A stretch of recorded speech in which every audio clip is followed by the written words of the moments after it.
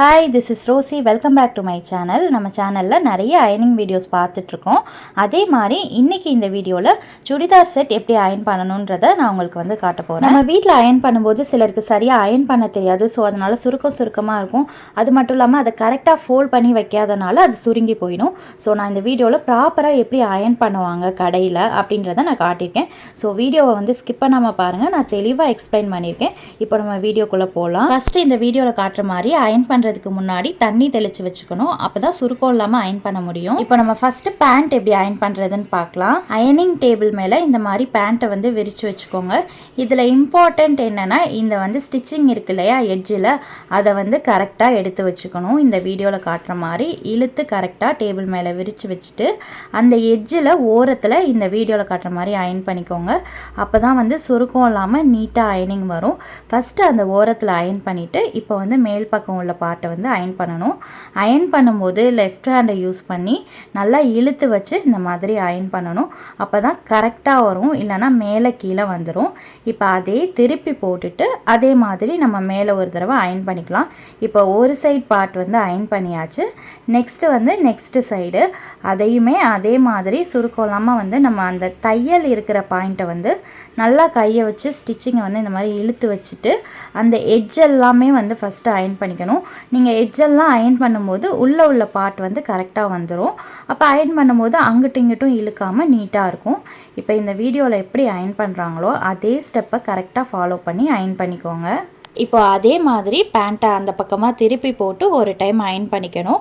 அப்போ தான் அயனிங் நீட்டாக பர்ஃபெக்டாக வரும், சுருக்கம் இல்லாமல் வரும். இந்த மாதிரி அயன் பண்ணும்போது நமக்கு ரொம்ப ஈஸியாகவும் இருக்கும், அங்கங்கே இழுக்காமல். இப்போ அயன் பண்ணியாச்சு. இப்போ இதை நம்ம ஃபோல்ட் பண்ண போகிறோம். இதுதான் ரொம்ப ரொம்ப இம்பார்ட்டண்ட் பாயிண்ட்.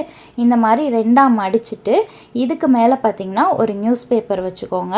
நியூஸ் பேப்பர் எதுக்காக வைக்கிறோன்னா மடிப்பு கலையாமல் இருக்கும், அயனிங்கும் கலையாமல் இருக்கும். இந்த மாதிரி அந்த சைடு உள்ள பார்ட்டை ஒரு மடிச்சுட்டு மேலே ஒரு டைம் அயன் பண்ணிக்கோங்க. அயன் பண்ணிவிட்டு அப்படியே ரெண்டாக மடிச்சுட்டு திரும்ப அப்படியே நாலாக மடிக்க போகிறோம். அவ்வளோதான் நம்ம பேண்ட் அயன் பண்ணி முடிச்சாச்சு. இது எத்தனை நாள் ஆனாலும் சுருக்கம் கலையவே கலையாது. நெக்ஸ்ட்டு நம்ம டாப் அயன் பண்ணலாம். இது எப்படி ப்ராப்பராக அயன் பண்ணணுன்றதை சொல்கிறேன். ஃபஸ்ட்டு பார்ட் இதுக்குமே கை தான். கையை ப்ராப்பராக இந்த மாதிரி கரெக்டாக அந்த ஸ்டிச்சிங்கை கரெக்டாக எடுத்து வச்சுக்கணும். இந்த மாதிரி டேபிளில் விரித்து வச்சுட்டு ஸ்டிச்சிங் கிட்ட இதுவுமே அதே மாதிரி தான் ஓரத்தில் அயன் பண்ணணும். இவங்க எப்படி ப்ராப்பராக கையை லெஃப்ட் ஹேண்ட் யூஸ் பண்ணி எப்படி இழுத்து வைக்கிறாங்களோ அதே மாதிரி இழுத்து வச்சுட்டு துணியை இந்த மாதிரி நீட்டாக அயன் பண்ணிவிட்டு அதே மாதிரி பின்பக்கமாக திருப்பி போட்டுட்டு கையை அயன் பண்ணிக்கணும். கை மட்டும் இல்லை, அந்த மேலே உள்ள ஷோல்டர் பார்ட்டையும் ஃபுல்லாக அயன் பண்ணிக்கணும்.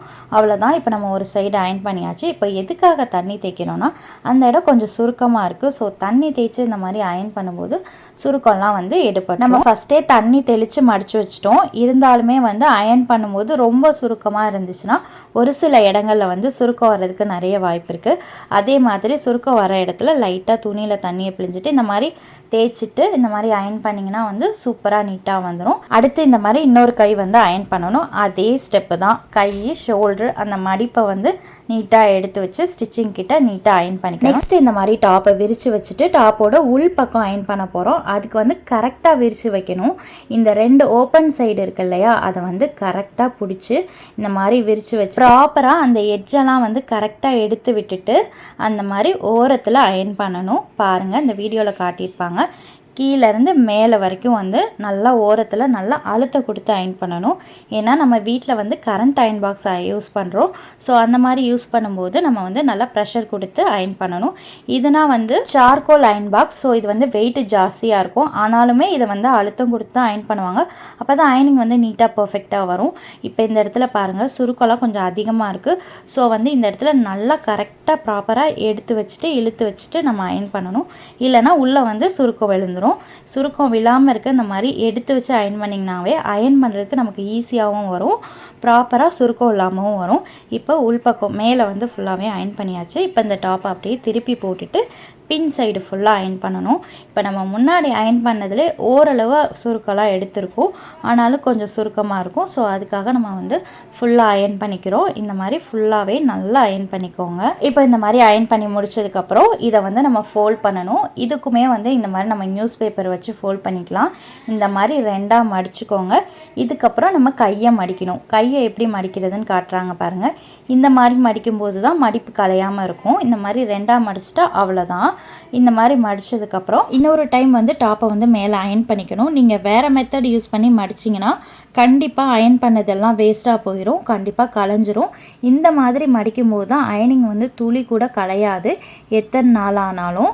ஸோ இந்த மாதிரி மடித்து வச்சுக்கோங்க வீடியோவில் காட்டுற மாதிரி. ஸோ அவ்வளோதான். இப்போ நம்ம வந்து டாப்பும் அயன் பண்ணி முடிச்சிட்டோம். இந்த வீடியோவில் பார்த்தாவே தெரியும் உங்களுக்கு எந்த அளவு நீட்டாக இருக்கும்னு. இந்த மாதிரி மேலே அயன் பண்ண ரொம்ப நீட்டாக பர்ஃபெக்டாக வந்திருக்கும். இப்போ நம்ம ஷால் அயன் பண்ண போகிறோம். ஷால் வந்து நீங்கள் காட்டன் ஷாலாக இருந்தால் நார்மலாக மடித்து அயன் பண்ணிக்கலாம். பட் ஆனால் இது வந்து ஒரு மாதிரி டிசி கலந்த கிளாத்து வளவலன்னு இருக்கும். ஸோ இது வந்து அயன் பண்ணும்போது வந்து மேலே வந்து அந்த துணி வந்து அயன் பாக்ஸோட ஒட்டிட்டு வர்றதுக்கு நிறைய சான்ஸ் இருக்குது. ஸோ இந்த மாதிரி நம்ம மடித்து வச்சுட்டு அதுக்கு மேலே ஒரு நியூஸ் பேப்பரை வச்சு அயன் பண்ணிங்கன்னா அயனிங் வந்து சூப்பராக வந்திருக்கும். அந்த கிளாத்துமே வந்து கொஞ்சம் கூட சுருக்கம் இல்லாமல் சூப்பராக இருக்கும். இங்கே பாருங்கள் வீடியோவில் காட்டியிருக்கேன் எந்த அளவு சுருக்கெல்லாம் வந்து எடுத்திருக்குன்னு. ஸோ இந்த மாதிரி நம்ம மடிச்சுட்டு அயன் பண்ணிவிட்டு அதுக்குள்ளேயும் நம்ம ஒரு நியூஸ் பேப்பரை வைக்கணும். அப்போ தான் இதோட அயனிங்கும் வந்து கலையாது. இந்த மாதிரி மடிச்சுட்டு மேலே நியூஸ் பேப்பரை வச்சுட்டு ஒரு தடவை அயன் பண்ணி எடுத்துக்கோங்க. இப்போ காட்டுறாங்க பாருங்கள் எந்த அளவு பர்ஃபெக்டாக வந்திருக்குன்னு. ஸோ அவ்வளோதான் சுடிதார் அயனிங் வீடியோ. இந்த மாதிரி ஸ்டெப்லாம் நீங்கள் யூஸ் பண்ணிங்கன்னா நீங்கள் கடையில் கொடுத்து அயன் பண்ணணுன்ற அவசியமே இல்லை. உங்கள் ட்ரெஸ்ஸை நீங்களே வீட்டிலே அயன் பண்ணிக்கலாம். ஸோ இந்த யூஸ்ஃபுல்லான வீடியோவை ஷேர் பண்ணிவிட்டு மறக்காமல் நம்ம சேனலை சப்ஸ்கிரைப் பண்ணிடுங்க.